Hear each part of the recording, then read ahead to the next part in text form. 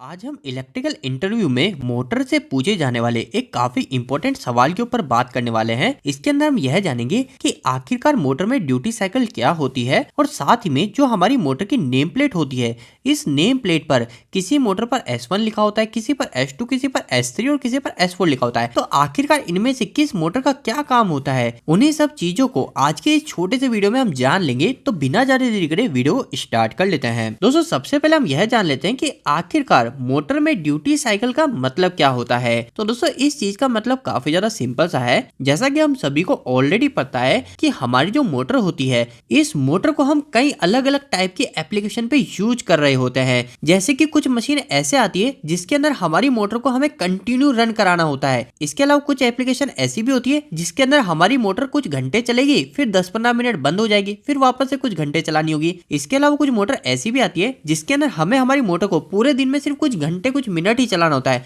बाकी पूरे दिन हमारी मोटर बंद ही रहती है। तो दोस्तों, यह जो हमारे डिफरेंट डिफरेंट टाइप की एप्लीकेशन होती है, डिफरेंट डिफरेंट टाइप के जो यूजेस होते हैं, इन सभी के लिए हमें अलग अलग टाइप की मोटर को लगाना होता है। और हम किस यूज के लिए किस टाइप की मोटर को लगाएंगे, उसे ही हम मोटर की ड्यूटी साइकिल से पता करते हैं। यहाँ पे ड्यूटी साइकिल के नाम से ही आपको थोड़ा तो क्लियर हो ही रहा होगा। ड्यूटी साइकिल का मतलब ये कि हमारी जो मोटर है, ये मोटर किस तरीके की ड्यूटी कर पाएगी। क्या ये हमारे 24 घंटे रन हो पाएगी, क्या ये हमारे 8 घंटे ही पूरे दिन में रन हो पाएगी। तो ये सब चीजों के बारे में ही मोटर की ड्यूटी साइकिल से पता चलता है। अब दोस्तों, जो हमने स्टार्टिंग में बात करी थी कि किसी मोटर पर S1 लिखा रहता है, किसी पर S2, किसी पर S3, किसी पर S4 लिखा रहता है। तो दोस्तों, यह जो अलग अलग S टाइप की मोटर है, इसकी मदद से ही आप आइडिया लगा सकते हो कि यह मोटर किस तरह से चलने के लिए डिजाइन की गई है। वैसे तो दोस्तों, मार्केट के अंदर जो मोटर की ड्यूटी साइकिल होती है वो हमारे S1 से लेकर S10 तक आती है। मतलब कि S1, 2, 3, 4, 5, 6, 9, 10 ऐसे 10 तक आती है। लेकिन अधिकतर जब आप इंडस्ट्री के अंदर जाके देखोगे तो आपको मैक्सिमम जो मोटर देखने को मिलेगी वो S1 से लेकर S4 तक ही देखने को मिलेगी। क्योंकि दोस्तों, जो हमारी S1, S2, S3 और S4 जो टाइप की मोटर होती है, इन्हीं के अंदर ही हमारी लगभग सभी टाइप की एप्लीकेशन कवर हो जाती है। तो अभी हम बिना ज्यादा देरी करे एक एक करके इन चारों ही टाइप के ऊपर जान लेते हैं कि कौन सी मोटर किस जगह उपयोग ली जाती है। तो दोस्तों, सबसे पहली चीज तो ये देखिए कि अगर आप आपकी इंडस्ट्री में जाकर देखोगे तो वहां पर जो मोटर लग रही होगी ना, उसमें अधिकतर मोटर में S1 ही देखने को मिलेगा। वहां पर S1 टाइप की ही मोटर का ज्यादातर उपयोग लिया जाता है। क्यों लिया जाता है दोस्तों? तो जो भी S1 टाइप की मोटर होती है ना, यह मोटर जनरली इस टाइप से डिजाइन की जाती है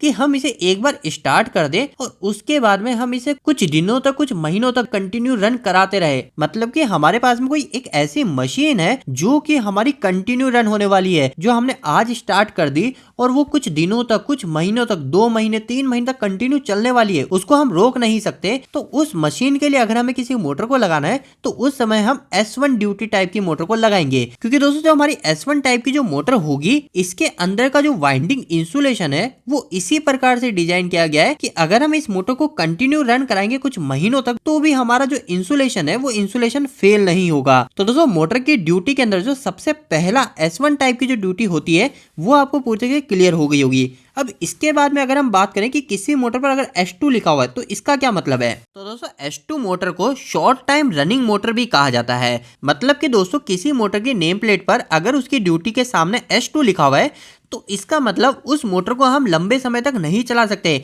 वो शॉर्ट टाइम तक रन के लिए ही बनी हुई है। अगर मैं आपको थोड़ा सा इसका एग्जांपल बताऊं तो हम सभी के घरों में जो पानी का पंप लगा रहता है, उसके अंदर जो मोटर लगती है वो अधिकतर केस में हमारी S2 टाइप की होती है। क्योंकि दोस्तों, जैसा कि हम सभी को पता है, हम हमारी पानी की मोटर को दिन में सुबह 1 घंटे चला देंगे और हमारी छत की अगर टंकी भर जाएगी तो फिर हम उसको पूरे दिन नहीं चलाएंगे, फिर हम उसे वापस से अगले दिन चलाएंगे, फिर वापस से 1 घंटे चलाएंगे और वापस से बंद कर देंगे।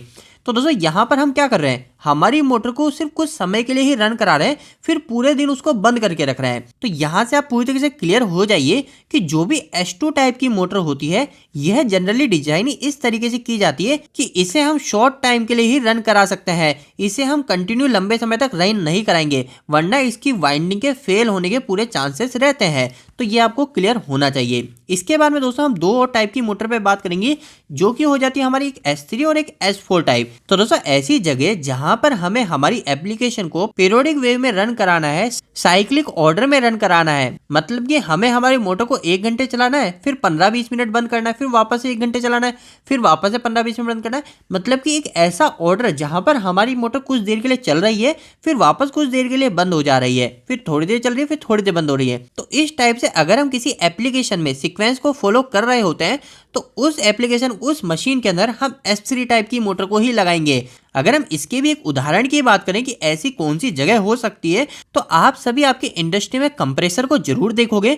तो वह जो कंप्रेसर रहता है वो थोड़ी देर लोड कंडीशन में रहता है, फिर वापस से अनलोड हो जाता है, फिर वापस से लोड कंडीशन, फिर वापस से अनलोड। तो इस तरीके कंप्रेसर के अंदर आप हमेशा S3 टाइप की ही मोटर को लगी हुई देखोगे। इसके अलावा दोस्तों अगर हम आखिरी के अंदर S4 टाइप की मोटर की भी बात कर लें तो दोस्तों S4 टाइप की जो मोटर होती है, इस मोटर का उपयोग हम ऐसी जगह करते हैं जहां पर हमारी मोटर को कुछ समय के लिए लोड पर रखना है, कुछ समय के लिए अनलोड रखना है। मतलब कि कुछ समय मोटर चलेगी, फिर कुछ समय बंद हो जाएगी, सेम S3 टाइप ही। लेकिन S4 मोटर में थोड़ा चेंज यह आ जाता है कि अगर हमें इसी सीक्वेंस के अंदर एक ऐसी मोटर की जरूरत है जहां पर हमें हाई टॉर्क की रिक्वायरमेंट है, मतलब कि कुछ समय के लिए हमारी मोटर ऑन होगी, फिर बंद होगी, फिर वापस से ऑन होगी, तो यह जब हमारी मोटर ऑन होगी तो उस समय हमें स्टार्टिंग में ज्यादा टॉर्क की जरूरत है, तो वहां पर हम S3 मोटर का उपयोग नहीं करेंगे, हम वहां पर हमारी S4 मोटर का उपयोग करेंगे। अगर हम इसके एग्जाम्पल की बात करें S4 मोटर कहाँ उपयोग हो रही है, तो इसका एग्जाम्पल आप आपकी क्रेन में देख सकते हो।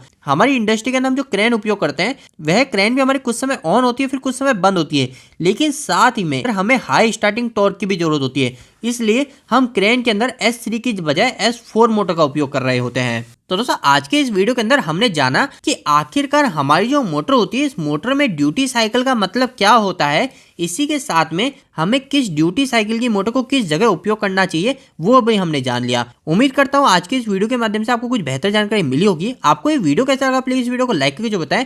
अगर आपका कोई भी सवाल इस वीडियो के प्रति या फिर इलेक्ट्रिकल कमेंट बॉक्स में कमेंट करके पूछ सकते हैं। इलेक्ट्रिकल वीडियो अगर आप नहीं पसंद करते हैं आज हमारे चैनल को सब्सक्राइब कर लीजिए। आज के लिए इतना ही, धन्यवाद।